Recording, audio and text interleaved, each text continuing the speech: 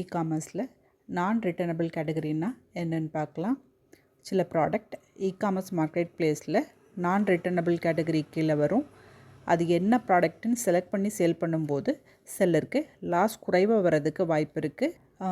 சில ப்ராடக்ட்டை கஸ்டமர் வாங்கிட்டு என்ன பண்ணுறாங்கன்னா அதை திரும்ப ரிட்டர்ன் பண்ணிடுறாங்க. அதனால் செல்லருக்கு லாஸ் அதிகமாக வர்றதுக்கு வாய்ப்பு இருக்குது. நான் ரிட்டர்னபிள் கேட்டகரி கீழே நம்ம குவாலிட்டி இல்லாத ப்ராடக்ட்டை நம்ம அனுப்பும்போது அது கஸ்டமர் கம்ப்ளைண்ட் பண்ணி அது ஆர்டர் டிஃபெக்ட்னு வந்து நம்மளுக்கு அந்த ப்ராடக்ட்னால லாஸ் வரதுக்கு வாய்ப்பு இருக்குது. அதனால் நம்ம எப்போதுமே நம்ம நான் ரிட்டர்னபிள் கேட்டகரி கீழே செல் பண்ணும்போது ப்ராடக்ட் குவாலிட்டியான ப்ராடக்டை ப்ராப்பர் பேக்கிங் பண்ணி அனுப்புனா நம்மளுக்கு வந்து லாஸ் இல்லாமல் அதிக ஆர்டர்ஸ் வரும்.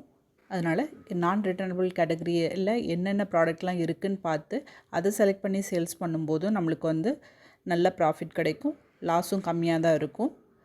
மேலும் இ-காமர்ஸ் சம்மந்தமான டிப்ஸ் தெரிஞ்சுக்கணும்னா என்னோடய சேனலை தொடர்ந்து பாருங்கள். சேனலை லைக் பண்ணுங்கள், ஷேர் பண்ணுங்கள், சப்ஸ்கிரைப் பண்ணுங்கள். தேங்க்யூ.